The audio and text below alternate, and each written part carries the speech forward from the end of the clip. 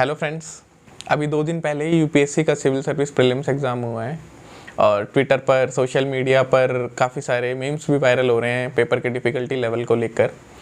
काफ़ी सारे एस्पिरेंट्स का कहना है कि सीसेट में पूछे हुए क्वेश्चंस काफ़ी सारे कैट लेवल के क्वेश्चन थे और काफ़ी सारा मैथ्स रिक्वायर्ड था उनमें।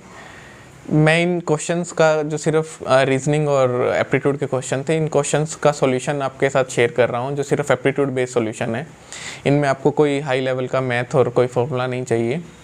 आप प्लीज़ ज़रूर ये सॉल्यूशन देखिएगा, आपके फर्दर किसी एग्ज़ाम में काम आ सकते हैं या फ्यूचर एस्पिरेंट्स के ये काम आ सकते हैं। Thank you. मैं जिस सेट का सॉल्यूशन कर रहा हूँ वो सेट ए है। ये सेट ए का क्वेश्चन नंबर 4 है। Raj has 10 pairs of red, 9 pairs of white and 8 pairs of black shoes in a box. If he randomly picks shoes one by one without replacement from the box to get a red pair of shoes to wear, what is the maximum number of attempt he has to make? तो मेरे पास 3 colour के shoes दिए हुए हैं।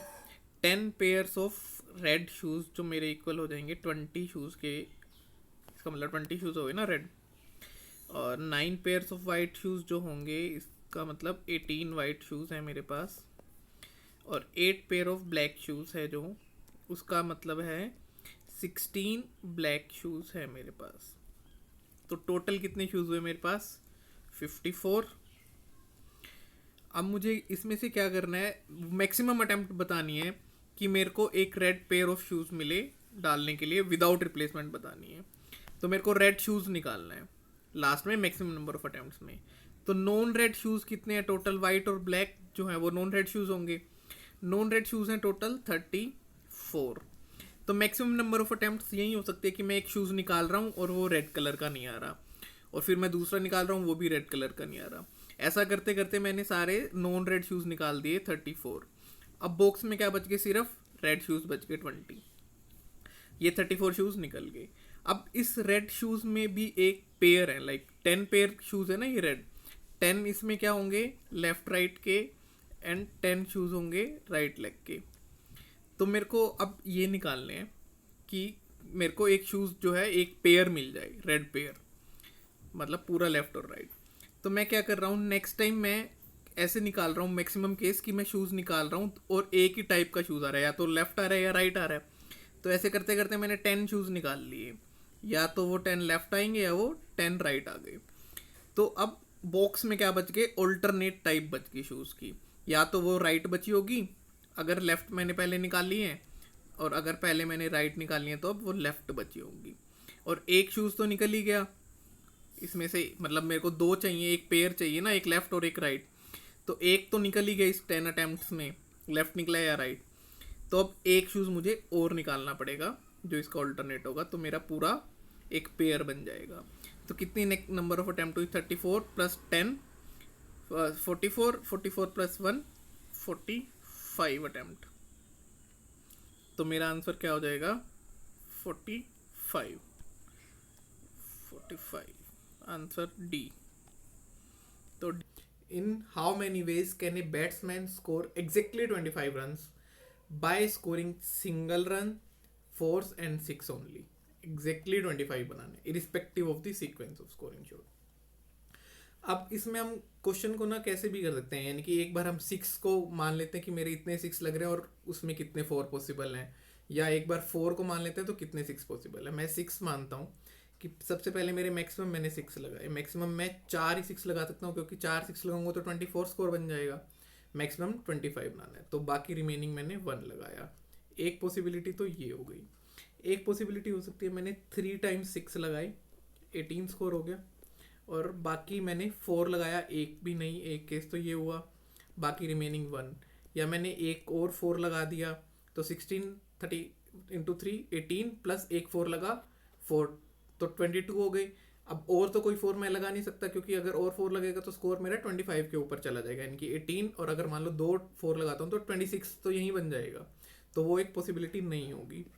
तो यहाँ पे कितने बन गए? 2 केस बन गए। ये रिक्विजिट नंबर ऑफ 1 आ जाएंगे जितने भी चाहिए होंगे। लाइक इस केस में अगर मेरा 18 है, एक 4 लगा 22, और 3 1 आ जाएंगे ऐसे। एक पॉसिबिलिटी लगती है कि अगर मैंने 2 6 लगाए तो मेरे नंबर ऑफ 4 कितने हो जाएंगे? वहीं मैं चलाता हूँ, एक तो एक भी नहीं लग रहा, फिर एक लगता है और 2 6 लग रहे हैं, तो मेरे टोटल 12 रन बनेंगे ना यहाँ पे। तो 2 6 लगते हैं तो मेरे 3 4 लगते हैं, सॉरी 2 4 लगते हैं, 3 4 लगते हैं।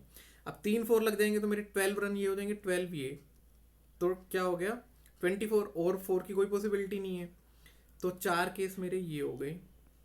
सिमिलरली 6 मेरा एक लग रहा है, तो मैक्सिमम कितने मैं 4 लगा सकता हूँ, एक 6 लग चुका है मेरा, तो 6 रन तो ये हो गए, और 18 रन या 16 तक मैं और लगा सकता हूँ। 18 तो आएगा नहीं 4 में, तो 16 आ जाएगा, मतलब 1 2 3 करते करते मैं 4 तक ले आऊँगा।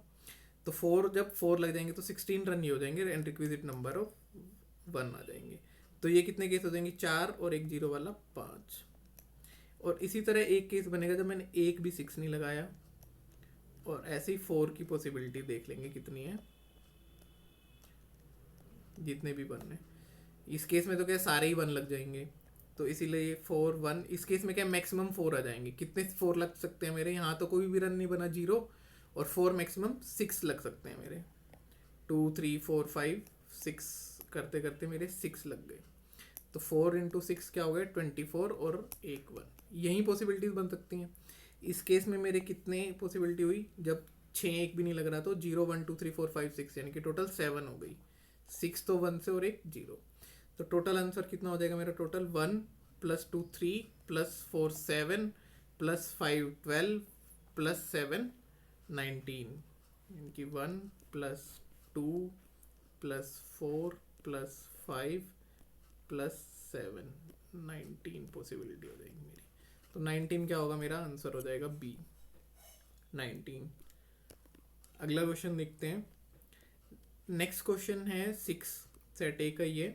देर are 4 letters and 4 envelopes and exactly 1 letter is required to be put in exactly 1 envelope with the correct address. If the letters are randomly inserted into envelope, then consider the following statement. 4 letter हैं, 4 envelope हैं, तो मेरे से पूछा है if letters को जो मैं रेंडमली एनवलप में डाल रहा हूँ, तो उन्होंने चार ये 2 स्टेटमेंट दिए। It is possible that exactly 1 letter goes into exact an incorrect envelope. Suppose मेरे पास जो 4 लेटर है वो है ए बी सी डी, ये मेरे को एनवलप में डालने हैं 1 2 3 4, ये इनके 4 इंटेंडेड एनवलप है, बट मैं इनको रेंडमली डाल रहा हूँ, तो मेरा एक लेटर जो है वो गलत डला है। सपोज ए 1 में जाना था बट गया 2 में, तो अब अगर ए लेटर जो 1 में जाना था वो 2 में चला गया, तो वो जो लेटर 2 में जाना होगा लाइक बी, वो भी किसी और एनवलप में गया होगा 1 3 4। तो ये तो पॉसिबल हो नहीं सकता ना कि एक लेटर इनकरेक्ट चला जाए। अगर एक इनकरेक्ट हुआ तो दूसरा भी इनकरेक्ट होगा ही होगा, नहीं कि एक नहीं हो सकता, मिनिमम 2 लेटर इनकरेक्ट होंगे, तो ये तो गलत हुआ। नेक्स्ट इज वो पूछ रहे there are only 6 ways in which only 2 letters can go into the correct envelope. तो मेरे को वो पॉसिबिलिटीज बतानी है जिसमें एग्जैक्टली 2 जो लेटर है ना ओनली वो सही जगह पे जा रहे हैं, सही एड्रेस पे जा रहे हैं। तो वो 2 पॉसिबिलिटी क्या हो सकते हैं, सपोज ए और बी सही चले जाएं एक एनवलप, सही एनवलप में 1 और 2 में, या बी और सी चले जाएं, या सी और डी सही जगह पे चले जाएं, या फिर ए और सी सही जगह चले जाएं, या ए और डी सही जगह चले जाएं, या बी और डी सही जगह चले जाएं। नेक्स्ट इज सी डी हमारा आ चुका है। तो मेरे पास टोटल कितनी पॉसिबिलिटी बनी, 1 2 3 4 5 6 पॉसिबिलिटीज ऐसी हो सकती हैं। तो आंसर होगा इसमें ये 6 ही का है। तो पहली स्टेटमेंट गलत है, दूसरी स्टेटमेंट सही है। अगर परमुटेशन कम्बिनेशन यूज़ करना होता तो यहाँ पे सीधा 4C2 लगता और आंसर आता 6, बट हम मैथ नहीं यूज़ कर रहे हैं, बिल्कुल सिंपल फॉर्मूले यूज, बिना फॉर्मूलों के क्वेश्चन कर रहे हैं। तो पहली स्टेटमेंट गलत, दूसरी स्टेटमेंट सही है, तो आंसर बी हो जाएगा। नेक्स्ट क्वेश्चन नंबर 7 है, what is the remainder when 85 into 87 into 89 into 91 into 95 into 96 is divided by 100। So एक 100 को अगर मैं लिखना चाहूँ इसकी कैनोनिकल फॉर्म यानी कि प्राइम नंबर की फॉर्म में, तो मैं इसको लिख सकता हूँ 5 into 5 into 2 into 2। सो अगर वो नंबर 100 से डिवाइड हो रहा है कोई भी नंबर, तो वो इन नंबर से भी डिविजिबल होना चाहिए, 5 × 5 × 2 × 2, मतलब इतनी बार 2 बार उसमें 5 होना चाहिए और इतनी बार 2 होना चाहिए। तो 85 में एक बार 5 है, 95 में एक बार 5 है, तो ये नंबर 25 से तो डिवाइड होगा ही होगा। अब इसमें देख रहे हैं 96 में 2 भी हैं, कई बार हैं, 2 × 2, और ये बनेगा मेरा एग्जैक्टली सारा ही 2 है इसमें। 16 × 6 यानी कि एक बार 2 आएगा, 7 और 32, 2 की 2 5 टाइम्स हो जाएगा और एक टाइम 3 होगा। ये इसको ऐसे लिख सकते हैं 96 को। तो इसमें एग्जैक्टली इस नंबर में जो मुझे चाहिए 5 2 बार आ रहा है, और 96 में भी 2 2 आ रहे हैं, मतलब कई बार 5 आ रहा है, तो ये नंबर तो एग्जैक्टली डिवाइड हो जाएगा 100 से, क्योंकि 100 में यही तो है कंपोनेंट, 5 2 बार और 2 2 बार, तो वो ऊपर वाली स्टेटमेंट जो गिवन है उसके अंदर है। तो ये नंबर का जो रिमाइंडर आएगा वो आएगा 0। आगे चलते हैं। 8th question of set A, what is the unit digit in the expansion of 57242 की पावर 9 × 7 × 5 × 3 × 1। पहले पावर ही देख लेते हैं कितनी बनेगी। 9 × 7 इज 63, 63 × 5 315, 315 × 3 945, तो ये हुआ 57242 की पावर 945। अब इस क्वेश्चन को हमने करना है, तो यूनिट डिजिट कैसे निकलती है, लाइक अगर मैं 15 × 15 करूँगा तो यूनिट डिजिट तो ये लास्ट वाले 2 नंबर की मल्टीप्लाई निकलती है ना, लाइक इसका 15 × 15 क्या होगा 2 2 5, और अगर मैं 5 × 5 की मल्टीप्लाई करूँगा तो वो भी 25 होगा। तो यूनिट डिजिट क्या आती है, जो लास्ट के 2 यूनिट नंबर्स होते हैं ना उनकी मल्टीप्लाई करने पे आती है। तो मैं इसको ऐसे समझ सकता हूँ कि 2 की पावर 945 की मुझे यूनिट डिजिट निकालनी है to get the unit digit of 57242। अब मुझे ये निकालना है 2 की पावर 945 की जो भी यूनिट डिजिट आएगी। तो एक चीज़ देखते हैं, 2 की पावर 0 ये क्या, सॉरी 2 की पावर 1 ये क्या होता है, इसकी यूनिट डिजिट 2 हो जाएगी। 2 की पावर 2 की यूनिट डिजिट क्या हो जाएगी 4। 2 की पावर 3 की यूनिट डिजिट क्या हो जाएगी 8। 2 की पावर 4 की यूनिट डिजिट क्या हो जाएगी 6, क्योंकि 16 आता है। ऐसे ही 2 की पावर 5 होगी, अगर 2 की पावर 5 क्या होगी 32, तो यूनिट डिजिट क्या आ जाएगी 2। 2 की पावर 6 क्या होता है 64, यूनिट डिजिट क्या आ जाएगी 4। 2 की पावर 7 क्या होता है 128, यूनिट डिजिट क्या आ जाएगी 8। और 2 की पावर 8 क्या होता है 256, तो यूनिट डिजिट क्या आ जाएगी 6। ठीक है, तो मेरी ये यूनिट डिजिट हर 4 के बाद रिपीट हो रही है ना। सी यहाँ पे भी 1 पे भी 2 है और 5 पे भी 2 है, 4 ऐड करने पे हर 4 के बाद रिपीटिशन होगा। तो 2 पे भी 4 है और 6 पे भी 4 है, 3 पे भी 8 है और 7 पे भी 8 है, 4 पे भी 6 है और 8 पे भी 6 है। तो मैं ऐसे लिख सकता हूँ कि 4n + 3 किसी भी चीज़ को, मतलब x y z जो भी है वो 1 2 3, तो 4n के बाद तो रिपीटिशन है, ये n 0 1 कुछ भी हो सकता है। लाइक अगर n की वैल्यू 0 है तो जितनी भी एक 2 की पावर x होगी 1 2 3 4 वो मेरी यूनिट डिजिट होगी। अगर ये 1 भी है 4 n की पावर n 1 2 3 कुछ भी हो सकता है ये, तो वही रिपीटिशन। अगर मान लो ये 4n 1 है तो 7 हो गया, अगर x 3 है तो मैं x 3 है और n 1 है तो पावर क्या आ जाएगी मेरी 3 पे जो पावर है वही 8, 7 पे भी 8। तो बस मैं यही कर रहा हूँ, 945 को क्या किया मैंने 4 से डिवाइड किया, ये क्या बचेगा 4 2 जा 8 14, 4 3 जा 12 25, 4 6 जा 24, और एक बचा मेरा रिमाइंडर, ये बना। तो 2 की पावर 945 निकालने के लिए मैं ऐसे लिख सकता हूँ, तो जो मेरी ये तो वही बन गया ना 4n की फॉर्म में। तो इस केस में तो मुझे क्या करना है, सिर्फ 1 की पावर चेक करनी है। तो 2 की पावर 1 क्या होती है 2, तो रिमाइंडर क्या होगा मेरा 2 हो जाएगा। ठीक है, नेक्स्ट क्वेश्चन है, A B C and D E F are both 3 digit number such that A B C D E F are distinct non zero. digit such that A, B, C plus D, E, F is equal to 1, 1, 1, 1, 1. Then what is the value of A, B, C plus D plus E plus F?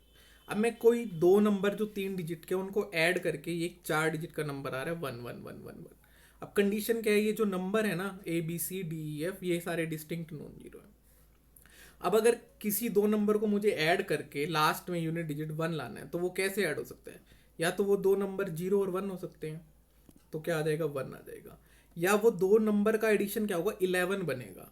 11 बनेगा तभी तो last की unit digit 1 बनेगी ना, और एक carry next ऐसे digit निकल जाएंगी. लाइक 5 और 6 हो सकते हैं. तो 5 और 6 क्या हुआ 11, एक यूनिट डिजिट कैरी. अब मुझे फिर से यहाँ पे 1 लाना और एक मेरे पास कैरी है, तो वो ही 1 0 और 1 हो सकता है, बट 0 तो हम ले ही नहीं सकते, नॉन जीरो नंबर है. तो फिर से वो मुझे क्या लेना पड़ेगा एडिशन 11, बट इस बार मेरे पास एक कैरी है. तो इस बार यूनिट का जो एडिशन होना चाहिए वो 10 होना चाहिए. तो क्योंकि एक कैरी है मेरे पास यहाँ पे 5 और 6 को ऐड करके आया हुआ, तो वो नंबर क्या हो सकते हैं 3 और 7 भी हो सकते हैं, 2 और 8 भी हो सकते हैं, कोई भी हो सकते हैं. और डिस्टिंक्ट है तो मैंने डिस्टिंक्ट ले लिया. अब ये क्या हुआ 3 और 7 10 और फिर एक कैरी 1 11. सिमिलरली आगे हो जाएगा एक कैरी और वो नंबर कुछ भी 2 और 8 कुछ भी हो सकते हैं जिनका एडिशन 10 बनेगा, और एक कैरी आ जाना आना होगा, तभी तो ये नंबर ऐसे बन सकता है ना. तो क्या हुआ लास्ट की जो 2 डिजिट्स होंगी यूनिट डिजिट उनका एडिशन 11, उसके बाद 10 और उसके बाद 10. तो वो नंबर्स का टोटल एडिशन क्या होगा A B plus C plus D plus E plus F का 11 प्लस, मैं इसको दोबारा से लिख देता हूँ. लाइक वो नंबर कुछ भी आ सकते हैं. ये तो मैंने अपने केस में जो माना है आपको करने के दिखाने के लिए वो लिया है.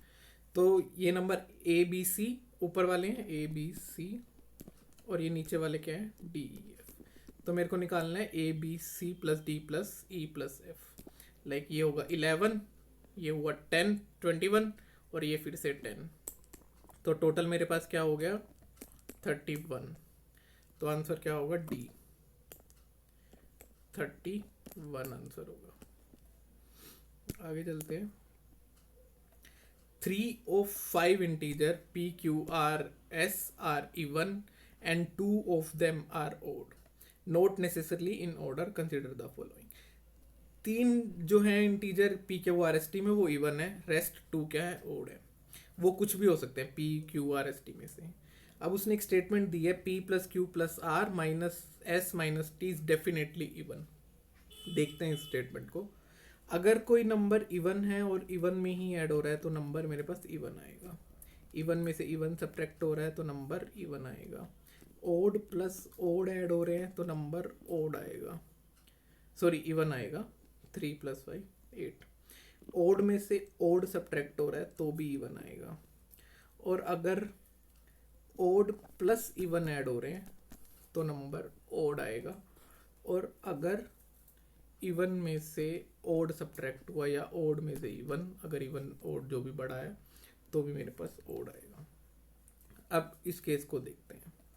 इस केस में अगर ये जो 5 नंबर है मेरे पास, 2 तो ओड में ही है, 2 तो सब्ट्रैक्शन में है और 3 मेरे पास एडिशन में है. अब क्या केस हो सकता था, या तो ये दो नंबर जो है एस और टी दोनों ही ओड हो और ये 3 जो है इवन थे. तो 3 इवन माइनस, अब ये माइनस माइनस तो अगर हम देखेंगे ऐड हो जाएगा ना दोनों आपस में, और फिर एक कंबाइंड सब्ट्रैक्शन लगा लो अगर मैं कर रहा हूँ, तो क्या केस बनेगा इवन माइनस इवन. या अगर आप ऐसे सोच लो p plus Q R plus even है, आपने एक बार सब्ट्रैक्ट किया इवन माइनस एक ओड किया P Q plus R minus S, तो बना आपके पास ओड. फिर ओड में से आपने एक टी ओड सब्ट्रैक्ट किया तो नंबर आएगा इवन. या आप कुछ भी इसको पॉसिबिलिटी ले सकते हो, दोनों एस ओड भी हो सकते थे और दोनों इवन भी. अगर इवन ही है दोनों तो मेरे पास क्या बचेगा, तब भी केस इवन ही आएगा. लाइक आपको कोई भी पॉसिबिलिटी मान सकते हो इसे, हमेशा ये इवन ही बनेगा क्योंकि 2 बार सब्ट्रैक्शन हो रहा है. अगर दोनों ओड थे तो भी वो 2 बार सब्ट्रैक्ट होके इवन बन रहे हैं.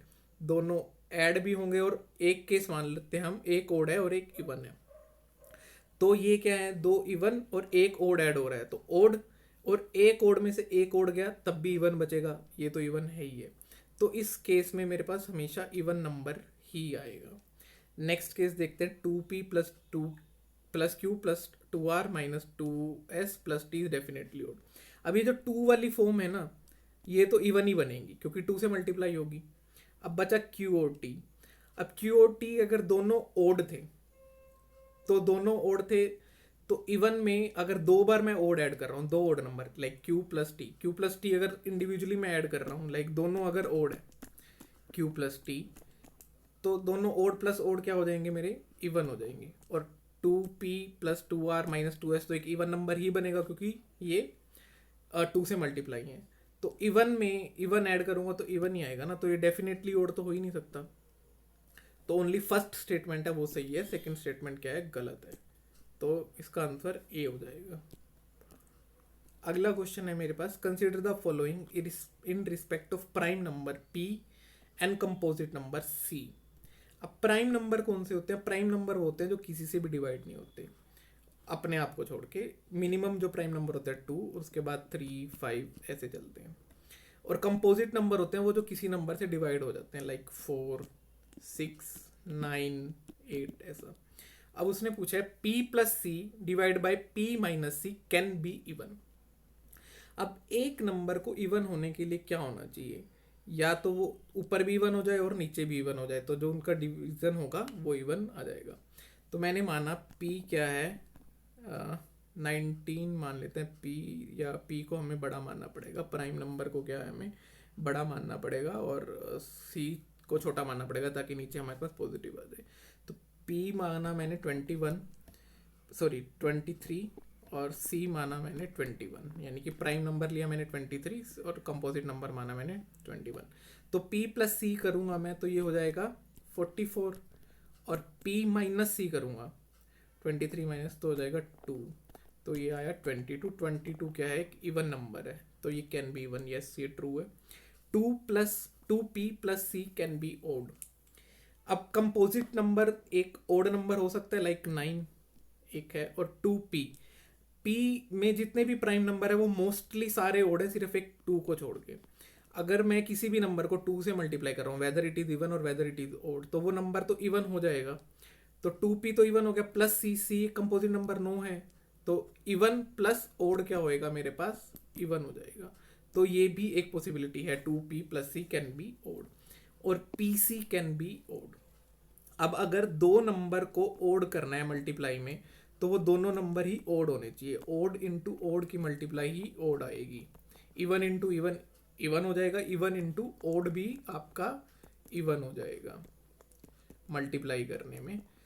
तो p into C can be odd, yes बिल्कुल। प्राइम नंबर क्या है, एक मैंने इवन एज्यूम किया, प्राइम नंबर 3, और कंपोजिट नंबर मैंने एज्यूम किया 9, तो 3 into 9 27, yes it can be odd, ये भी सही है।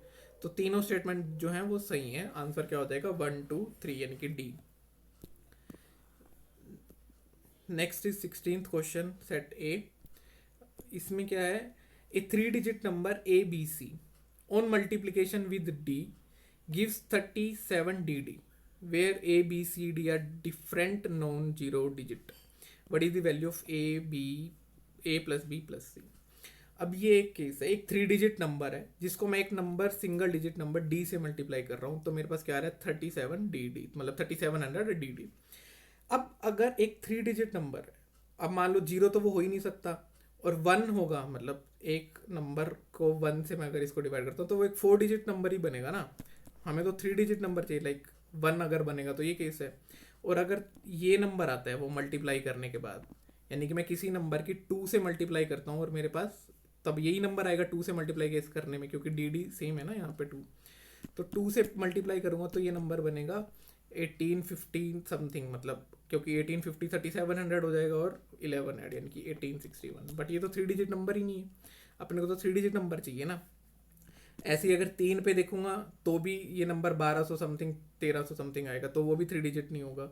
अगर अब मैं 4 वाला केस देखता हूँ तो नंबर मेरा ये बनना चाहिए, 4 वाले केस में मेरा ये नंबर बनना चाहिए। तो वो नंबर क्या होगा, 4 9 जा 36, 14 बना, 14 पे 4 3 जा 12, 2 बना, और 24 मतलब 4 6 जा, यानी कि ये नंबर होगा एक 3 डिजिट नंबर 936 इंटू 4, जिसमें मेरा ये आ जाता है। ठीक है, और अगर मेरे को 5 बनाना हो तो 3 7 5 5, ये केस बनता है। तो 5 7 जा 35, 25 5 5 जा 25 और फिर से 5 5 जा 25। बट ये नंबर पॉसिबल नहीं है क्योंकि हमारे पास क्या है ना, डिफरेंट है, A B C are different, ये तो सेम है, तो इट इज़ नॉट पॉसिबल। 6 के केस में 3 7 6 6, ये नंबर हमें देखते हैं क्या 6 से डिवाइड होगा, नहीं, क्योंकि ये नंबर 3 से नहीं डिवाइड हो रहा, तो ये नंबर 6 से भी नहीं डिवाइड हो रहा। सिमिलरली मैं 7 के केस में भी देख सकता हूँ, तो वो नंबर क्या होगा ये, बट ये भी एक नॉन डिफरेंट नंबर चाहिए ना मुझे, बट ये तो सेम आ गए बी और डी, तो ये भी पॉसिबल नहीं है। सिमिलरली 8 के केस में अगर मैं देखूं तो 3 7 8 8 बनेगा वो नंबर, ये नंबर भी 8 से डिवाइड नहीं हो रहा, तो मेरा 9 वाला केस होगा वो भी नंबर 9 से डिवाइड नहीं होगा, क्योंकि 9 9 और 3 में ऐड करूँगा तो वो नंबर 3 से डिवाइड नहीं होगा। तो जो बेस्ट पॉसिबल केस है, बेस्ट क्या, जो इवन पॉसिबल केस है वो यही है 3 7 4 4। तो हमें ए प्लस बी प्लस सी की वैल्यू निकालनी है, ए प्लस बी, ये हुआ ना ए बी सी मेरा इंटू डी, तो 9 प्लस 3 प्लस 6, ये नंबर आ जाएगा 18, तो आंसर ए होगा मेरा। जब मैं 936 की 4 से मल्टीप्लाई कर रहा हूँ तो मेरे पास 3744 आ रहा है, यही एक पॉसिबल केस है। अगला क्वेश्चन देख लेते हैं।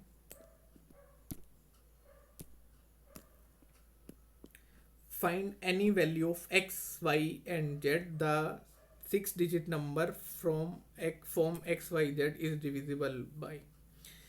अब x, y, z एक नंबर है और जो 6 डिजिट नंबर है वो एक बन रहा है, इसको ऐसे लिखने पे x, y, z को, ये किससे डिविजिबल होगा। अब x, y, z है, तीनों अलग अलग हैं, तो मैं एक नंबर एज्यूम करता हूँ, x को 1, y को 2, z को 3, तो सिमिलरली ये हो जाएगा ये।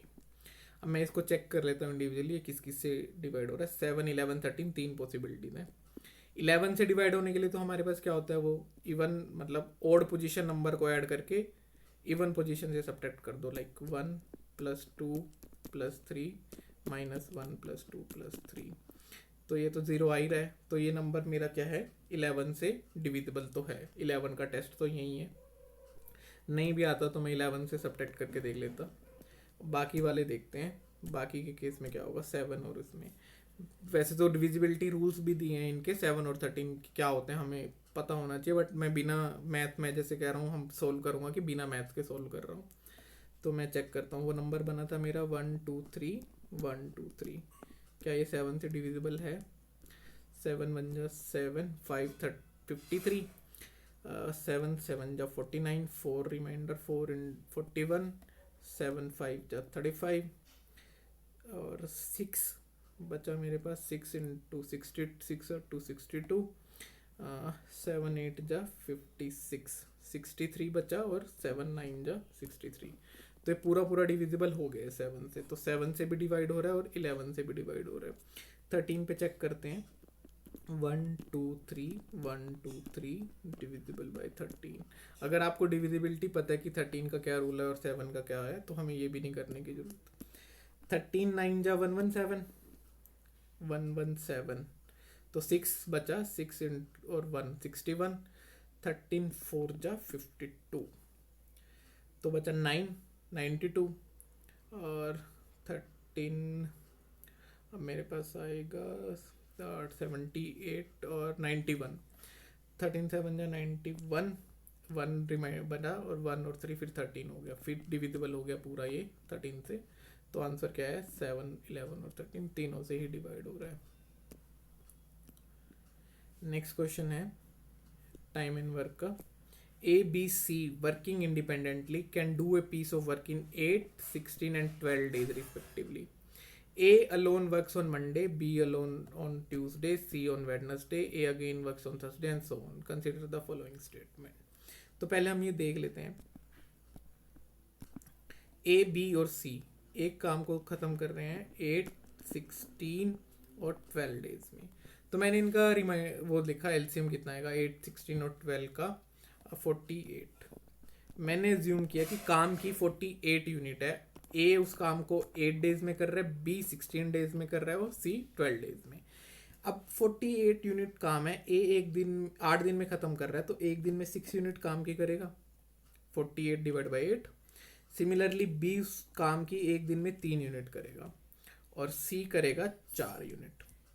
अब ए ने एक दिन काम किया, 6 यूनिट काम की कर ली ए ने। बी ने काम किया ट्यूसडे को, बी ने कितनी यूनिट काम की कर ली? बी ने काम किया ट्यूसडे को, बी ने काम की 3 यूनिट कर ली। और सी ने काम किया वेडनेसडे को, काम की उसने 4 यूनिट कर ली। तो 3 दिन हो गए और मेरे कितनी यूनिट हुई हैं काम की? 6 + 3 9 और 4 13 यूनिट काम की मेरी हो चुकी हैं। 48 यूनिट का मेरे पास काम था। अब ऐसे ही करते करते 3 दिन में अगर मैंने 13 यूनिट करी हैं तो 39 यूनिट काम की मेरी कितने दिन में हो जाएंगी? 9 डेज में। 39 पॉसिबल लास्ट नंबर है ना 13 का, उसके बाद तो 52 आ जाएगा। तो मेरी 39 यूनिट होगी काम की 9 डेज में। 9 डेज हो चुके हैं मेरे पास। अब 10th डे होगा अगला, तो उसमें ए की टर्न आएगी। ए कितनी यूनिट करेगा नेक्स्ट डे? 45। फिर नेक्स्ट टर्न आएगी बी की 11th डे पे। 10th डे पे ए ने किया और 11th डे पे फिर बी ने किया। तो काम 45 + 3 पूरी 48 यूनिट होगी काम की, यानी कि बी ने काम खत्म किया। और कितने यूनिट काम लगा, कितने दिन लगे मेरे पास? 11 डेज में मेरा काम खत्म हुआ है। तो पहली स्टेटमेंट में कह रहा है डे पूछ रहा है, और सेकंड स्टेटमेंट कह रहा है the work will be finished in 10 days. ये स्टेटमेंट तो गलत ही होगी, क्योंकि 11 डेज में मेरा काम खत्म हो रहा है। अब हम देख लेते हैं काम कितने दिन में खत्म हो रहा है, कौन से डे पे खत्म हो रहा है। 11th डे पे खत्म हो रहा है। स्टार्ट किया मैंने मंडे से, तो 7 डेज तो मेरे खत्म हो गए संडे पे, मंडे से संडे तक 7 डेज। अब 11th डे क्या होगा मेरा? मंडे। 9th डे होगा मेरा ट्यूसडे। 10th डे होगा मेरा वेडनेसडे। और 11th डे होगा मेरा थर्सडे। तो थर्सडे को मेरा काम खत्म हो रहा है। यस, थर्सडे को खत्म हो रहा है। तो पहली स्टेटमेंट सही है। आंसर क्या होगा? ए। अगले क्वेश्चन पे चलते हैं। ये रीजनिंग का क्वेश्चन था। क्वेश्चन दिया है, एक कोड है 7, कोड 9, कोड 10, 8 बन रहा है, 9 11 30 बन रहा है, 9 11 और कोड 35 बन रहा है सिमिलरली ऐसे। और मुझे बता रहा है 23 4 और 15 में क्या बनेगा। अब देखते हैं इस कोड को। ये थोड़ा सा आपको सोचने में टाइम लग सकता है। 7 9 और 10 मैं इनको ऐड कर रहा हूँ, तो 7 + 9 + 10 ये क्या होगा? 7 और 9 16 और 10 26। अब 26 में जो यूनिट आई मैं इन दोनों को आपस में ऐड कर रहा हूँ, 6 और 2 8। इसमें 8 ही बन रहा है, तो ये ठीक है। सिमिलरली मैंने 9 11 और 30 पे चेक किया। 9 + 11 20, 20 + 30 क्या हो गया? 50। 50 की दोनों डिजिट्स को मैंने ऐड किया तो क्या बना? 5। सिमिलरली मैंने इस पे चेक कर रहा हूँ 11 17 और 21 पे। इसमें क्या होगा? 11 और 17 ऐड कर रहा हूँ तो 28। 28 + 21 क्या हो जाएगा? 49। 49 की दोनों डिजिट को ऐड किया तो आया 13। यस 13 है इसमें। अब मुझे इसी तरह 23 4 और 15 की बतानी है। तो 23 + 4 27, 27 + 15 = 42। 42 की दोनों यूनिट को ऐड किया तो 6 आएगा जी। 6 आंसर में है, ए आंसर हो गया मेरा। नेक्स्ट क्वेश्चन है, let x be a positive integer such that 7x + 96 is divisible by x। How many value of x are possible.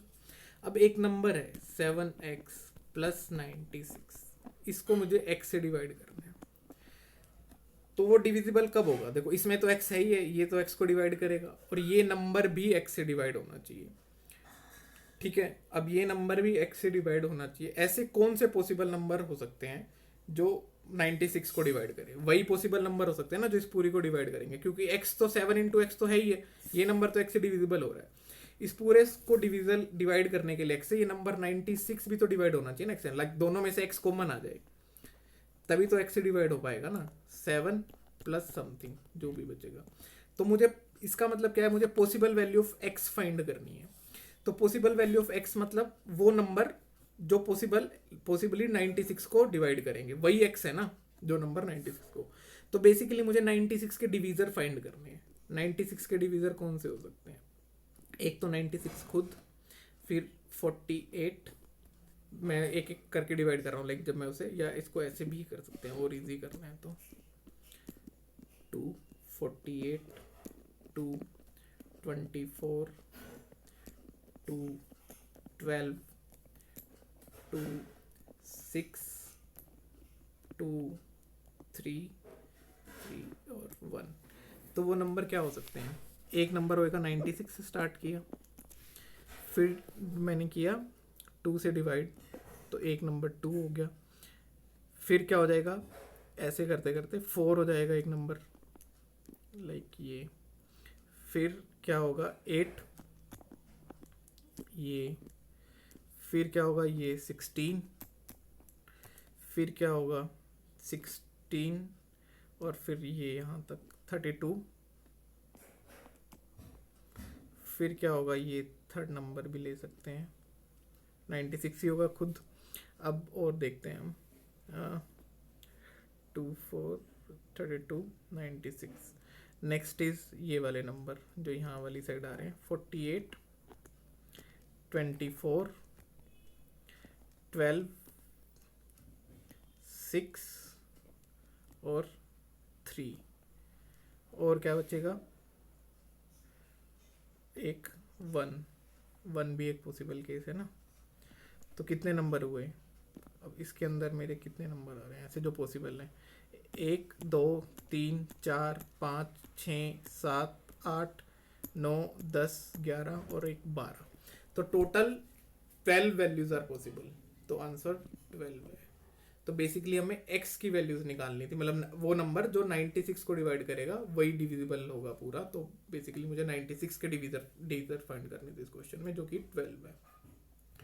तो नेक्स्ट आगे चलते हैं। P Q R S T are distinct single digit positive number, then what is the great.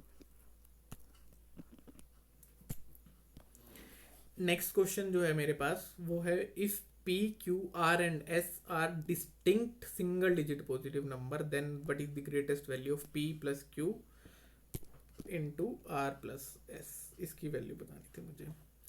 तो जब ये मेरे को बताना है, एक तो सिंगल डिजिट के नंबर है और ग्रेटेस्ट वैल्यू बतानी है।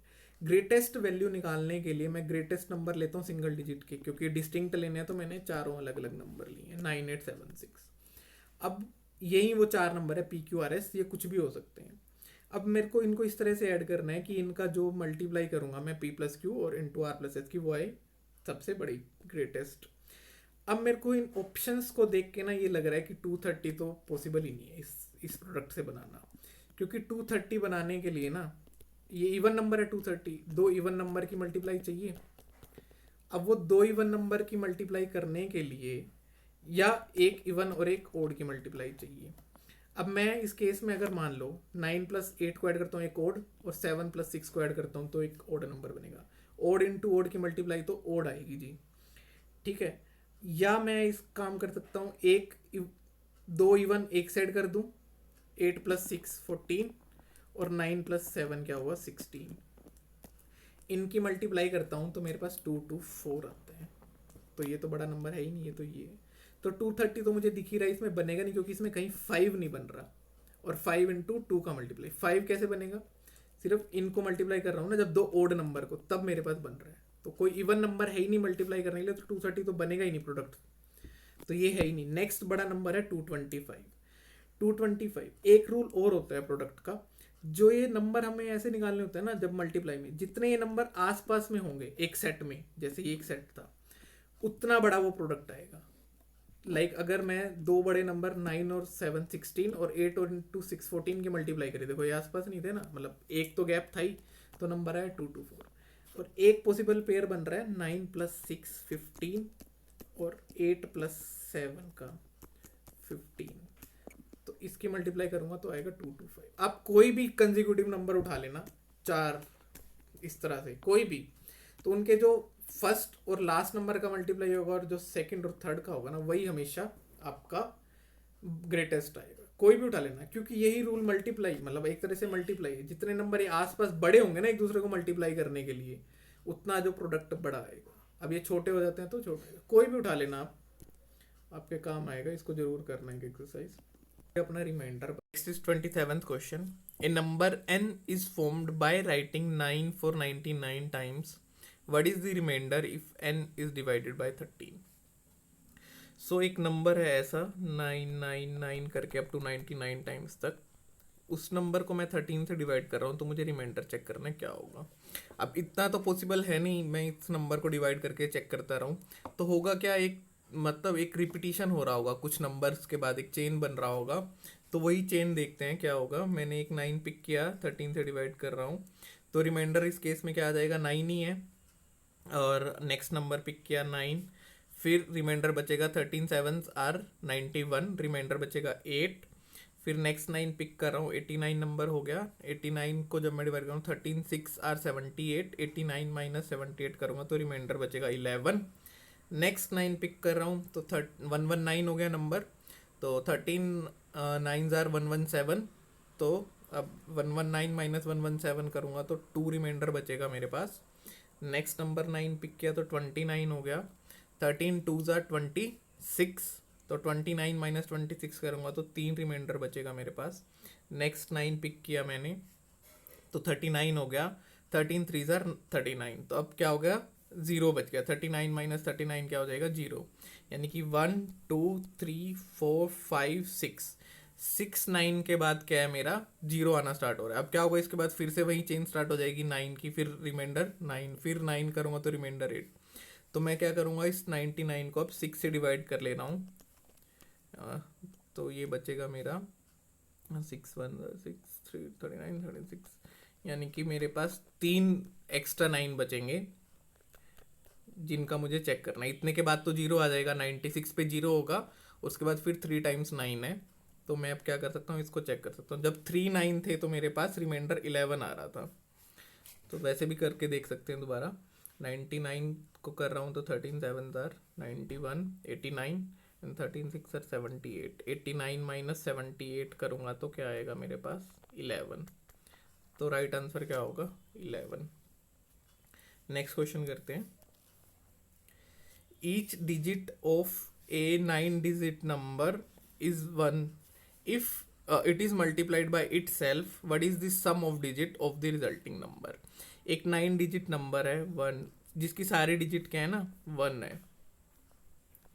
इस नंबर को इसी से मल्टीप्लाई कर दिया, बेसिकली इसका स्क्वायर कर दिया, तो जो नंबर आएगा ना उसकी सारी टोटल डिजिट्स जो होंगी उसका सम हमें निकालना है।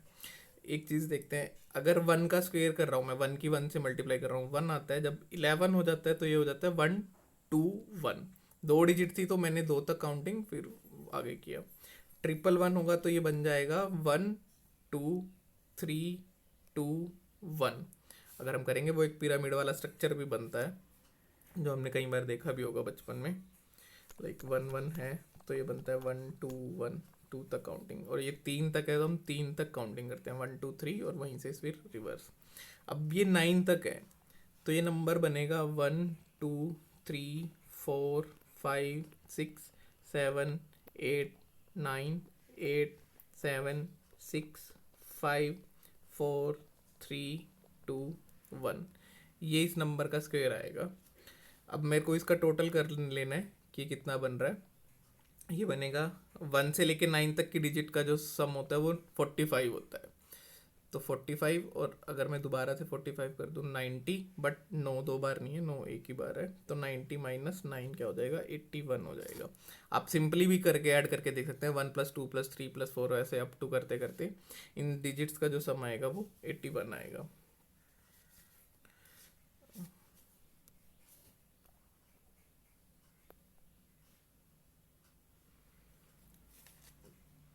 नेक्स्ट क्वेश्चन है, what is the sum of all digits which appear in all the integers from 10 to 100? ये एक बहुत अच्छा क्वेश्चन है, यूपीएससी में इस तरह का क्वेश्चन कई बार देखा गया है। वो पेज नंबर दे देगा, ऐसा कर देगा। अब मुझे करना क्या है, मुझे ऐसे एक सम फाइंड करना है। सारी डिजिट जितनी भी 10 से लेके 100 के बीच में आ रही हैं,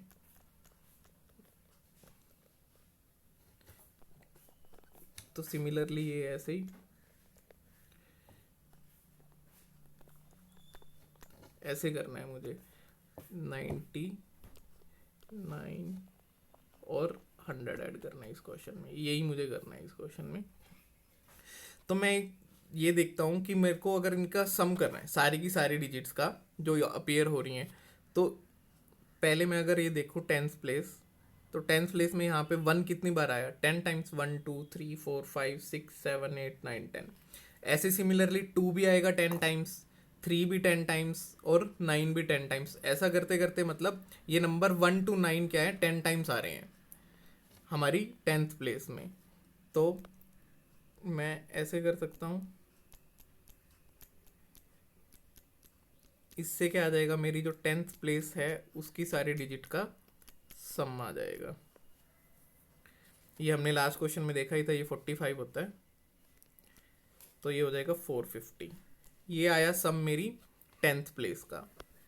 और जो यूनिट प्लेस है, यूनिट प्लेस में देखो क्या हो रहा है, 0 1 2 3 4 5 6 7 8 9, यानी कि 1 से लेके 9 तक मैं ऐड कर रहा हूँ। बट कितनी बारी, 9 टाइम्स होगा। अब ये 9 टाइम्स क्यों, 10 में 10 वाली जो 10 से 19 की यूनिट डिजिट होंगी 20 30, क्योंकि सारे नंबर ये देखो ना, टोटल 10 से लेके 99 तक कितने नंबर है, 90 नंबर है। तो मेरे को क्या करना है, 1 2 3 4 5 6 7 8 9 और 0, ये 10 नंबर है ना, वो 9 बार रिपीट हो रहे हैं, लाइक 0 से लेके 9 तक इनका रिपीटिशन कितनी बार है, 9 टाइम्स है। तो मेरे को 1 से लेके अब 9 तक नंबर ऐड करने हैं और फिर इनको 9 से मल्टीप्लाई करना है। इससे मेरा क्या आ जाएगा, यूनिट डिजिट का सम। तो ये कितना बन जाएगा, 405। और एक डिजिट 100 में भी है मेरे पास, एक 1, तो ये टोटल हो जाएगा 856। बी होगा answer.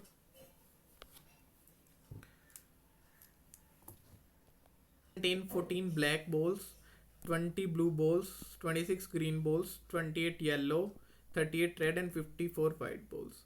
The smallest number n such that n balls drawn from the box randomly must contain one full group of at least one color is 175. अब इस क्वेश्चन में हमें 6 अलग अलग तरह की बॉल दी गई हैं। और जो पहली स्टेटमेंट है, पहली स्टेटमेंट ये है कि मैं अगर बॉल्स ड्रॉ कर रहा हूँ तो मिनिमम जो कलर है मेरे पास, एक पूरा सेट निकल आए, उसकी क्या पॉसिबिलिटी है।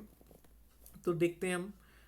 14 मेरे पे जो अलग अलग कलर की बॉल है मैं वो ऐड कर रहा हूँ। 14 black, 20 blue, 26 green, 28 yellow, 38 red और 54 वाइट। तो 14 20 34, 34 प्लस 26 60, 60 प्लस 28 88, 88 प्लस 38 126, 126 प्लस 54 180। तो मेरे पास 180 बॉल्स हैं जो 6 कलर्स की हैं। अब मेरे से वो पूछ रहे हैं कि क्या पॉसिबिलिटी है कि मैं n बॉल्स निकाल लूँ और एक पूरा सेट आ जाए। तो वो मैक्सिमम सिनारियो क्या हो सकता है कि मैंने बॉल्स निकाली और एक पूरा सेट आ गया। तो 6 अलग अलग तरह की बॉल है मेरे पास। अगर मेरे बॉक्स में 5 बॉल रह जाएं, 170 बॉल निकल जाएं, तो इसका मतलब एक पूरा सेट तो आ ही गया ना, क्योंकि बची हुई 5 बॉल हैं वो 5 कलर की हो सकती हैं अलग अलग। तो एक पूरा सेट मेरा निकल ही गया। तो 175 एक सिनारियो हो सकता है कि मेरी जो बॉल निकल गई हैं वो पूरा एक सेट आ जाएगा उसमें, क्योंकि 6 अलग अलग तरह की बॉल है मेरे पास और मेरे बॉक्स में मैंने 175 निकाल ली। तो बचेंगी कितनी, 5 बॉल्स। तो कोई ना कोई पूरा एक सेट जा चुका होगा मेरे बॉक्स में से। ठीक है, तो ये स्टेटमेंट सही है। नेक्स्ट नंबर वो बोल रहा है m balls drawn from the box randomly must contain at least one ball of each color। अब मेरे पास जो बॉक्स में से बॉल निकाली हैं उसमें से एटलीस्ट मेरे पास एक कलर जो है वो निकल जाए और बॉक्स में क्या रह जाए मेरे पास, the smallest m balls must contain at least one ball of each colour. अब हर कलर की मेरे पास बॉल निकलनी चाहिए। तो वो क्या सिनारियो हो सकता है मेरे पास, मैक्सिमम सिनारियो। सी मेरे पास क्या है, 14 जो है वो जो सबसे स्मॉलेस्ट नंबर ले रहा हूँ मैं, सबसे स्मॉलेस्ट मेरे पास क्या है, 14 ब्लैक बॉल्स हैं। ठीक है, तो वर्स्ट के सिनारियो क्या है, मैंने सारी बॉल्स निकाल ली मेरे बैग उसमें से, बॉक्स में से, और जब सारी बॉल्स निकल जाएंगी और बॉक्स में बची होंगी कोई सिर्फ 13 बॉल्स बची हैं, क्योंकि देखो स्मॉलेस्ट बॉल्स कौन सी, इनमें से सिर्फ नंबर कम है ब्लैक बॉल्स का, बाकी उनसे बड़ी बॉल्स हैं। 20 में ब्लू है, 26 जब मैं 167 कोई भी बॉल्स निकाल लूंगा मेरे बॉक्स में से, तो मेरे बॉक्स में क्या बचेंगी, 13 बॉल बचेंगी। हो सकता है जो मेरे पास 13 बॉल्स बची हो वो वर्स्ट केस में किसी एक कलर की हो सकती हैं, और वो सबसे स्मॉलेस्ट कलर है ब्लैक का, तो हो सकता है 13 ब्लैक हो, बट एक ब्लैक बॉल तो जा चुकी ना इसमें, तो हर एक अलग अलग कलर की बॉल तो आ जाएंगे ना। जब मैं मेरे बॉक्स में से 167 बॉल्स निकाल लूंगा तो सारी की सारी अलग अलग कलर की बॉल्स निकल आएंगे ना, क्योंकि देखो मैक्सिमम बॉल्स मेरे पास, सॉरी स्मॉलेस्ट बॉल्स हैं किसी कलर की, वो है 14 ब्लैक। अगर मेरे बॉक्स में से 13 बॉल रह गई मेरे बॉक्स में, तो इसका मतलब सारी की सारी बॉल्स जो मैंने निकाली 167 वो किसी ना किसी कलर की आ जाएंगी, क्योंकि सबसे जो ज़्यादा बॉल कम बॉल हैं वो ब्लैक हैं, और ब्लैक की एक बॉल भी यहाँ से जा चुकी होगी। तो इसका आंसर ये 167, ये भी ठीक होगा। तो इसमें बोथ 1 और 2 होगा। ये जस्ट एप्टीट्यूड का क्वेश्चन था, सोचने वाला, थोड़ा सा सोचना है और कुछ नहीं था इस क्वेश्चन में। नेक्स्ट ये तो बहुत इजी क्वेश्चन है। If zero is written as CHUR then player is written as. देखो इसमें मोस्टली इसमें 4 डिजिट तो सबकी सेम है, 4 फर्स्ट लेटर जो है ना, बस इस केस में नहीं है।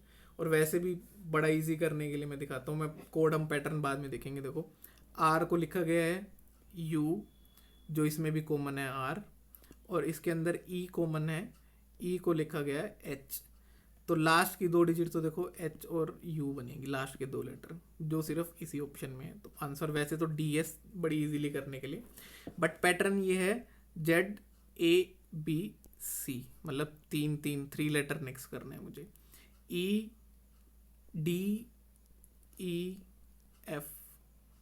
DEF और फिर आएगा सॉरी E है ना, सॉरी ये FG और H, थर्ड लेटर फिर से 3 ऐड किया, मतलब E में तो FGH, और R में STU फिर 3 ऐड करने पे, और सिमिलरली O में MNO PQR थर्ड। तो हर एक का थर्ड लेटर आ रहा है। ऐसे ही P का थर्ड लेटर होगा QRS, L का थर्ड लेटर होगा MNO, और A का A का है थर्ड BCD, और Y का होगा Y का होगा ZAB, और E का होगा FGH और U। तो वही आया, बट हमें जल्दी जल्दी करना है तो हम पहले वाले जैसे हमने पहले देखा था वैसे कर सकते हैं। Next is consider the following statement, A is older than B, C and D are of same age, A is older than B, C and D are of same age, E is the youngest, so E जो है youngest है सब में, F is younger than D, F is younger than D, ये बना, and F is older than A, so F अगर older than A है, A older than B है, और E जो है youngest। ये चेन बनेगी मेरी पांचों को यूज करके। How many given statement are required to determine the oldest person? तो oldest person कौन होगा इनमें से, या तो C या D, are of same age, F is younger than D, E is the youngest, A is older than B। तो या तो C होगा या D होगा। तो हमें ये सारी स्टेटमेंट का यूज़ करना पड़ा ना निकालने के लिए, अदरवाइज हम किसी एक दो या किसी भी स्टेटमेंट से ही ना निकाल सकते। तो इसका आंसर होगा ऑल 5, हमें सारी स्टेटमेंट का यूज़ करना पड़ा ओल्डर निकालने के लिए, किसी कुछ ही एक स्टेटमेंट से हम नहीं निकाल सकते थे। हाँ अगर यंगेस्ट पूछता वो हमसे तो ई यंगेस्ट था, ये एक स्टेटमेंट में पता चल जाता। तो आगे चलते हैं, next question, choose which is different from the others, 17, 37, 47, 97, 31, 41, 53, 67, ऐसे 4 ग्रुप दिए हैं। देखने से लग रहा है कि ये ग्रुप में सारे प्राइम नंबर हैं, ये ग्रुप में भी सारे प्राइम नंबर हैं, ये ग्रुप में भी सारे प्राइम हैं। इस ग्रुप में ये 91 जो है वो प्राइम नहीं है, तो इसका आंसर क्या हो जाएगा, ये डी वाला ग्रुप। तो ये डिफरेंट है, इसमें एक प्राइम नंबर था। आगे देखते हैं, consider the following including the question and the statement. तो क्वेश्चन जो है वो है देयर आर 5 मेंबर्स, स्टेटमेंट है there are 5 members ABCD in a family. Relation पूछा है E और B का, E और B का कहीं डायरेक्ट रिलेशन E D से जुड़ा है, D C से जुड़ा है, C A से जुड़ा है, और A B से। जुड़ा है। क्वेश्चन है स्टेटमेंट्स बतानी है हमें कौन सी यूज़ हो रही हैं। अगर इनके बीच में कोई रिलेशन एस्टेब्लिश हो जाता है तो चारों ही स्टेटमेंट यूज़ होंगी, क्योंकि ए और बी का कोई डायरेक्ट रिलेशन नहीं दिया। चलो हम देख लेते हैं क्वेश्चन को सोल्व करके। A and B are married couple. अभी ये नहीं पता कि कौन मेल है कौन फीमेल है। D is father of C. D जो है वो सी का फादर है, तो डी मेल है। मेल को मैं प्लस से एस्टेब्लिश कर रहा हूँ। ई इज डी सन। ई जो है वो डी का सन है, तो ई भी मेल है। A and C are sister. अब ये क्या, ए और सी जो है वो सिस्टर है, तो सी भी सिस्टर है। और इसको मैं साइड में ही लिख रहा हूँ इसे नीचे। ए भी सिस्टर है और बी इसका हस्बैंड है। तो मुझे रिलेशन बताना है ई और बी का कैसे रिलेटेड है। तो ई और बी का रिलेशन क्या होगा, बी जो है वो ए का हस्बैंड है, और ए का हस्बैंड है। ए का जो भाई है वो क्या है, ई है। तो जो बी होगा और ई का रिलेशन क्या होगा, मतलब जो ई है वो बी का ब्रदर इन लॉ आ जाएगा। तो ये सारी स्टेटमेंट का ही मुझे यूज़ पड़ा रिलेशन एस्टेब्लिश करने के लिए। तो स्टेटमेंट 1, 3 एंड 4, तो ये आ जाएगा all statement together are sufficient to answer the question, जो आंसर सी है। नेक्स्ट चलते हैं आगे, देख लेते हैं क्वेश्चन 44। कंपाउंड इंटरेस्ट का क्वेश्चन है। A principal P becomes Q in 1 year when compounded half yearly with r% annual rate of interest, but ये half yearly लगा है। Next is if same principal p becomes q in 1 year when compounded annually with s% annual rate of interest, but ये अब annually लग रहा है, मेरे पास yearly interest लग रहा है। कंपाउंड इंटरेस्ट हमें पता है कि इंटरेस्ट के ऊपर इंटरेस्ट होता है, तो कंपाउंड इंटरेस्ट अब जब ये हाफ ईयरली लग रहा है तो 6 मंथ्स की हाफ हो जाएगी रेट ऑफ इंटरेस्ट, बट जो फर्स्ट 6 मंथ्स में हमें इंटरेस्ट मिलेगा उसके ऊपर भी नेक्स्ट 6 मंथ्स में हमें इंटरेस्ट मिलेगा। तो अब यही इंटरेस्ट जो फर्स्ट हाफ ईयर और पे हमें मिलेगा वो लेकिन इस केस में नहीं मिलेगा जब वो ईयरली कैलकुलेट कर रहे हैं, क्योंकि एक ही साल का है। तो एक साल में जब हम ईयरली इंटरेस्ट कैलकुलेट कर रहे हैं तो वो सिंपल इंटरेस्ट बराबर हो जाएगा जो कंपाउंड इंटरेस्ट के आएगा, तो एक साल में कोई फ़र्क नहीं पड़ेगा। तो जो एस है ये हमारा बड़ा होना चाहिए आर से, क्योंकि जो अमाउंट हमें यहाँ पे लेना है वो अमाउंट बढ़ जाएगा। तो एस को वो अमाउंट ऑफसेट करने के लिए एस आर से बड़ा होना चाहिए। इसको प्रूव करते हैं हम कोई अमाउंट एज्यूम करके। तो आंसर तो मेरा होगा सी, बट हम क्वेश्चन देखते हैं कैसे करना है। सपोज मान लिया प्रिंसिपल क्या था 1000, हाफ ईयरली निकालना है तो एक ईयर में 2 हाफ ईयर बन जाएंगे। रेट ऑफ इंटरेस्ट मैंने एज्यूम किया 10, आर था 10, तो हाफ ईयरली निकालूंगा तो वो हो जाएगा 5। तो फर्स्ट हाफ ईयर में मेरे को मिलेंगे 50 रुपीज़।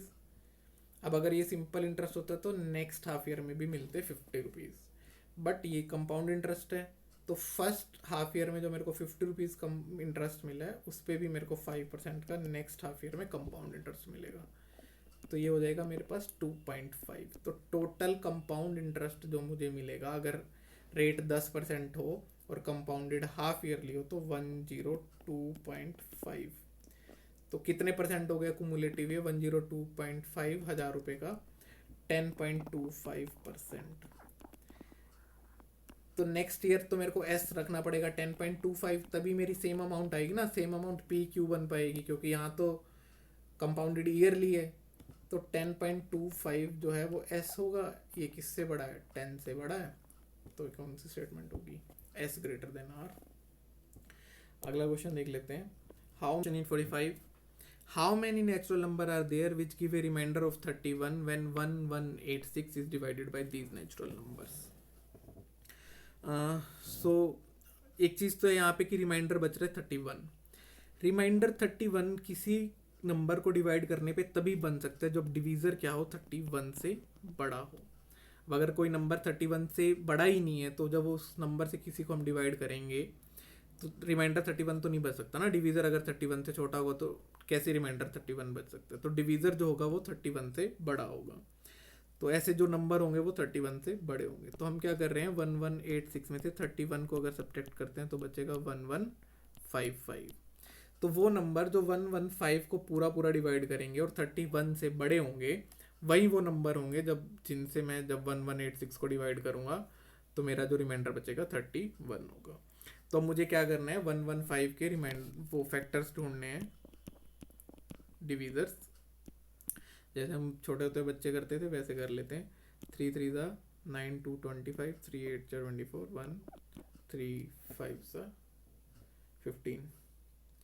नेक्स्ट नंबर इज 5 5 7 ज़ा 35, 3 5 5 7 ज़ा 35, 7 11 और 11। अब मुझे इनमें से बेसिकली वही मल्टीपल्स में ढूंढ लेता हूँ जो मेरे 31 से बड़े बनेंगे। तो एक तो 1155 इटसेल्फ, एक 385, एक 77, एक बनेगा मेरा 3 इंटू 5 15, 15 इंटू 7 105, एक 5 इंटू 7 35, एक 5 इंटू 11 55, और मेरे कौन से बन सकते हैं इस केस में, 3 इंटू 11 33, ये मल्टीपल 3 इंटू 11 33। और क्या केस बन सकता है मेरा, 11 इंटू 7 77 हो चुका है, 105 भी मैंने कर दिया इनका मल्टीप्लाई। नेक्स्ट केस मेरा बन सकता है 1 3 5 और 11 का, 3 5 और 11 का मल्टीपल, ये बन जाएगा 165। और कोई पॉसिबल केस मेरे पास शायद नहीं बचता है। तो ऐसे कितने नंबर बनेंगे, कोई केस बचा,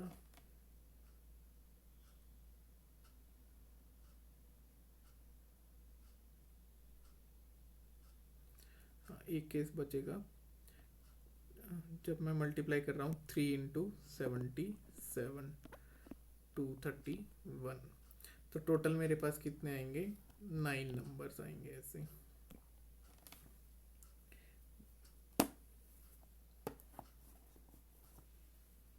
तो आंसर क्या होगा, डी। नेक्स्ट क्वेश्चन चलते हैं। What is the sum of all 4-digit numbers less than 2000 formed by digits 1 2 3 and 4? तो मेरे को उन ऑल पॉसिबल डिजिट्स का सम बताना है 4 डिजिट नंबर की जो 1 2 3 4 से फॉर्म हो रही है, all 4 digit number, but less than 2000 है।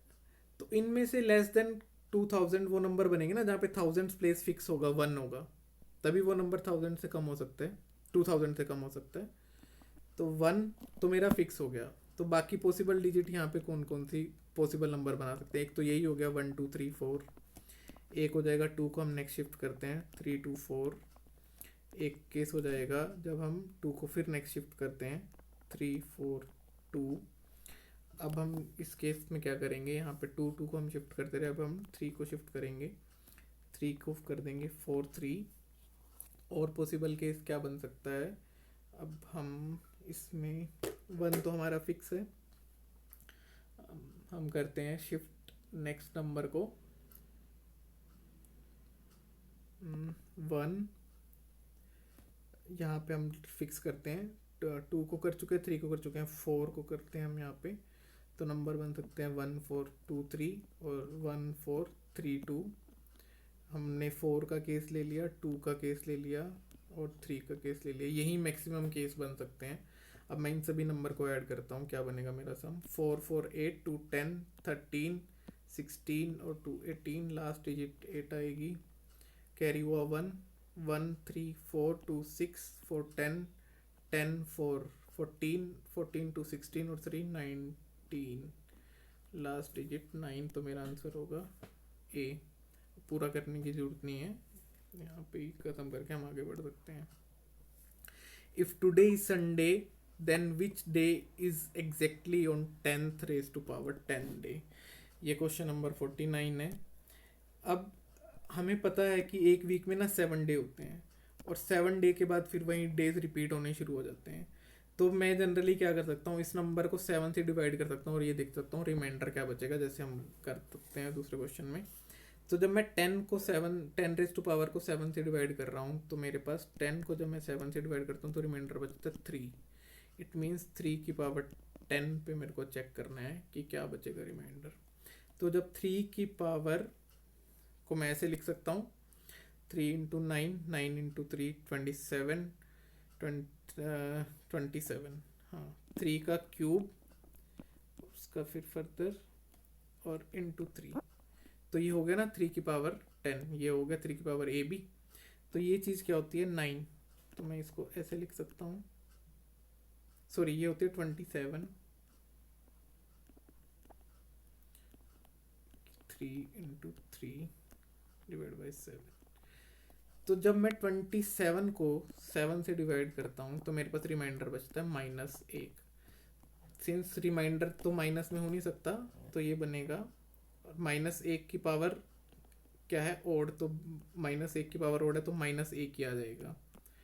ये बचेगा रिमाइंडर, यानी कि ये बनेगा -3।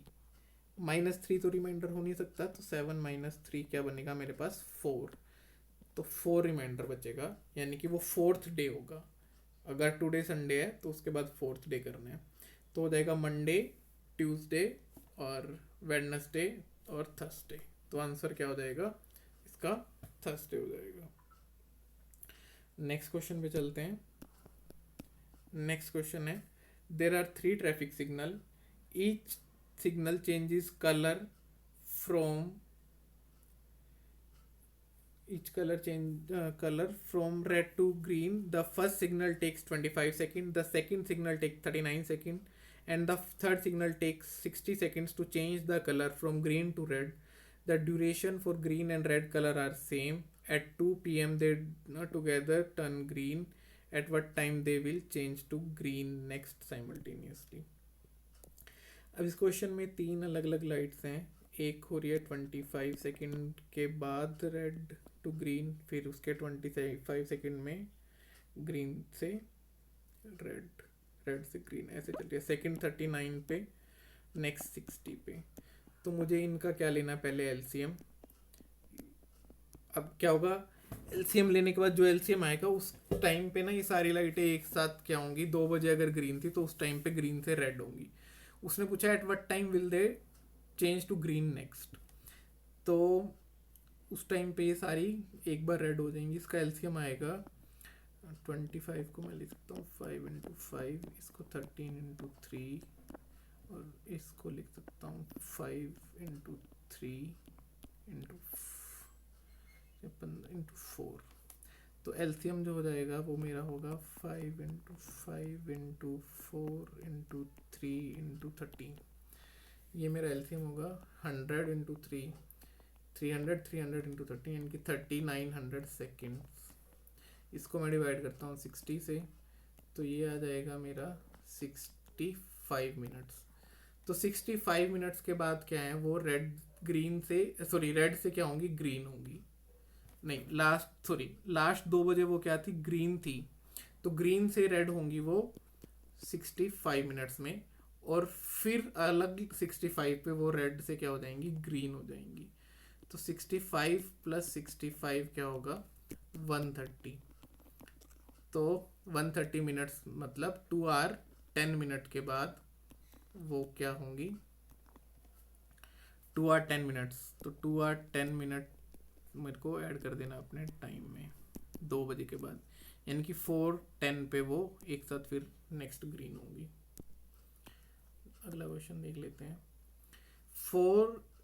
5 children with ages A less than B less than C less than D, any 2 successive ages differ by 2 years. What is the age of the youngest child? ये हमें बताना है। अगर 2 स्टेटमेंट दिए हैं, पहली स्टेटमेंट है the age of the eldest is 3 times the youngest, okay, and the average age of the children is 8 years। ये दूसरी स्टेटमेंट है, उसके बेसिस पे हमें क्वेश्चन करने हैं। देखिए ये क्या है ना, इसमें उसने बताया कि पहले तो ये सक्सेसिव एजेस हैं, डिफर बाय 2 ईयर्स, मतलब ये कंजिक्यूटिव नंबर्स हैं A B C D E, differ by 2 years हैं, तो ए लेस देन बी है और बी लेस देन सी है, सी लेस देन डी है, डी लेस देन ई है। तो उसने कहा है age of the eldest is 3 times the youngest. तो पहली स्टेटमेंट में मान लो भाई ये स्टेटमेंट एक्स है, सी एक्स है बीच वाली, तो ये एक्स माइनस टू होगी, ये x minus x plus two होगी, ये एक्स प्लस फोर होगी क्योंकि ये बड़े हैं, ये एक्स माइनस टू होगी और ये एक्स माइनस फोर होगी, क्योंकि उसने लिखा है ना these age differ by 2 years. अगर मैं इन टोटल को ऐड करूंगा ना तो इन सब की टोटल एज हो जाएगी 5x। ठीक है, अब उसने कहा है age of eldest is 3 times the youngest. Eldest कौन है इसमें से, ई, यानी कि x plus 4 is 3 times of x minus 4। इससे मैं x की वैल्यू निकाल सकता हूँ, तो एज निकल जाएगी, इसका मतलब मेरे पास ये आ जाएगा 3x माइनस 12, ऐसे करते करते तो ये क्या चला जाएगा 20, यहाँ आ जाएगा 2x इज इक्वल टू 16 हो जाएगा और x की वैल्यू आ जाएगी, मैं किसी की भी एज निकाल सकता हूँ स्टेटमेंट से। नेक्स्ट वो कह रहा है the average age of children is 8 year. Average age मुझे पता चल गई कि कितनी है, 8 ईयर्स है, यानी कि जब मेरे को पता चल गया 5x आ गई ना इनकी टोटल एज, और एवरेज एज क्या हो गया बीच वाला नंबर, यानी कि x 8 है, तो मैं फिर किसी की भी एज निकाल सकता हूँ। तो मैं इन दोनों स्टेटमेंट से यंगेस्ट चाइल्ड की एज निकाल सकता हूँ। तो उसने पूछा करेक्ट स्टेटमेंट क्या है, तो आइदर स्टेटमेंट को यूज करके the question can be answer using either statement, तो बी आंसर जो है मेरा वो सही हो जाएगा इस केस में। आगे चलते हैं। There are large number of silver coins weighing 2 gram, 5 gram, 10 gram, 25 gram and 50 gram each. Consider the following statement. To buy 78 gram of coins one must buy at least 7 coins. एक ये स्टेटमेंट है। एक statement है to weigh 78 gram using these coins one can use less than 7 coins. See देखो ये statement जो है ना एक दूसरे के ऑल्टरनेटिव है, तो इनमें से कोई एक ही ठीक हो सकती है। उसने पूछा करेक्ट स्टेटमेंट। एक केस में तो वो कह रहे हैं कि 78 ग्राम कॉइन होने के लिए I need to have at least 7 coins, और अगली स्टेटमेंट में कह रहा है कि मेरे पास 7 से भी कम कॉइन हो सकते हैं। तो ये तो गलत है ना, या तो एक ट्रू होगी इनमें से, हो सकता है कि दोनों भी गलत हो, बट ये तो है कि एक दूसरे के ऑल्टरनेटिव है। ठीक है, क्वेश्चन देखते हैं। अब मेरे को एटलीस्ट कॉइन पूछा, तो मिनिमम कॉइन्स कितने चाहिएंगे 7, मतलब 78 ग्राम बनाने के लिए। मैं सबसे पहले सबसे बड़ा कॉइन लिया 50 ग्राम का, ये यूज़ कर लिया। अब अगला तो 50 ग्राम का ले नहीं सकता मैं, तो नेक्स्ट कॉइन लिया मैंने 25 ग्राम का, वो भी नहीं ले सकता क्योंकि मेरे पास 3 ग्राम का या 2 ग्राम का कोई कॉइन नहीं है। तो मुझे 20 ग्राम का भी कोई कॉइन नहीं है, 10 ग्राम का कॉइन लेना पड़ेगा नेक्स्ट। 10 ग्राम के मेरे को कितने कॉइन चाहिएंगे, 2 ही कॉइन यूज़ कर सकता हूँ मैं 10 के, और मेरा वेट क्या हो जाएगा 70, मतलब 20 हो जाएगा 50 और ये 70। अब नेक्स्ट मेरे को 2 ग्राम के कॉइन है, और 78 ग्राम बनाने के लिए मेरे को 2 ग्राम्स के कितने कॉइन लगेंगे, 4 कॉइन लगेंगे, तभी ये 8 बनेगा ना। तो 4 कॉइन लगे, तो मेरे पास कितने कॉइन लगे एग्जैक्ट 78 बनाने के लिए, 7 कॉइन्स लगे हैं एग्जैक्टली 78 बनाने के लिए, और ये मिनिमम कॉइन्स थे। तो पहली स्टेटमेंट जो है ठीक है, दूसरी क्या है वो गलत है, तो आंसर ए हो जाएगा। नेक्स्ट क्वेश्चन देखते हैं। What is reminder if 2 raise to power 192 is divided by 6। ठीक है, इस क्वेश्चन को हम ऐसे भी कर सकते हैं, 2 raise to power 192 divide by 6 है। मैं इसको ऐसे भी कर सकता हूँ, एक 2 को हम कम कर लेते हैं, डिवाइड किया बोथ साइड से, तो ये बच गया 2 की पावर 191 डिवाइडेड बाय 3। अब जब 2 डिवाइड बाय 3 हो रहा है तो मतलब -1 रिमाइंडर आ रहा है। रिमाइंडर थ्योरम हमने पढ़ी भी होगी छोटे होते कि रिमाइंडर माइनस में नहीं हो सकता। तो 1 की पावर 191, सिंस ये ओड पावर है तो रिमाइंडर क्या आ जाएगा -1। बट जो रिमाइंडर है वो तो माइनस का हो ही नहीं सकता, तो जब मैं 3 से डिवाइड कर रहा हूँ 2 की पावर 191 को, तो रिमाइंडर बचेगा 2।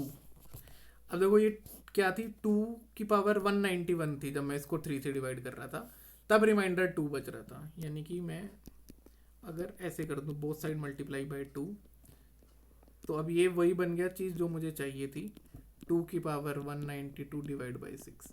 तो इस केस में रिमाइंडर क्या हो जाएगा, इधर का तो रिमाइंडर मेरे पास कितना बचा था 2, तो एक 2 और हो गया ना ऐड ऊपर में, तो 2 × 2 4 मेरे पास रिमाइंडर हो जाएगा जब मेरे को 6 से डिवाइड करना है। तो आंसर आएगा डी। नेक्स्ट क्वेश्चन देखते हैं।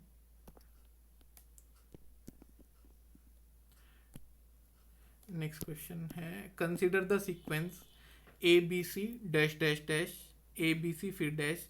ये भी एक रीजनिंग का क्वेश्चन है, देख लेते हैं इसे। इसमें पहले हम देखते हैं ना टोटल सेट कितने बनते हैं हमारे पास। 1 2 3 4 5 6 7 8 9 तो 11 और 2 13 और 2 15 5 टोटल 20 है। तो मेरे को ये सेट बनाने के लिए क्या बनेगा, या तो ये 4 4 के सेट बनेंगे या ये 5 5 के बनेंगे। मेरे को ब्लैंक्स दिए ही हुए हैं, देखो मोस्टली केसेस में जो क्या है ना आंसर डी से स्टार्ट हो रहा है, तो पहला ब्लैंक डी लग भी रहा है कि ए बी सी के बाद डी आएगा। डी किया मैंने। नेक्स्ट सेट मतलब मैं इसे मान रहा हूँ ये 4 4 पे हैं और ये 4 पे सेट स्टार्ट हो रहा है। तो नेक्स्ट सेट में फिर ए बी सी है और डी की कमी है, तो नेक्स्ट भी डी आ गया। तो ऑप्शन जो है डी मेरे को सही लग रहा है, बट देखते हैं अभी हम सीरीज पूरी करते हैं। D A B C. Okay, तो ये क्या हो रहा है ना, जो सबसे राइट जो है वो शिफ्ट होता जा रहा है लेफ्ट टुवर्ड्स। अगली स्टेटमेंट में देखो सी कम है तो सी आ जाएगा, लाइक सी जो सबसे राइट मोस्ट था वो यहाँ पे लेफ्ट शिफ्ट हो गया, तो ये आया। अगली साइड में क्या हुआ, बी जो था सबसे लेफ्ट साइड वो शिफ्ट हो गया और बच गया ए, और फिर मेरी सीरीज फिर स्टार्ट होगी ए बी सी डी आ गया। ए बी सी डी, तो ये सही स्टेटमेंट थी, ये सही ऑप्शन था। अगला क्वेश्चन है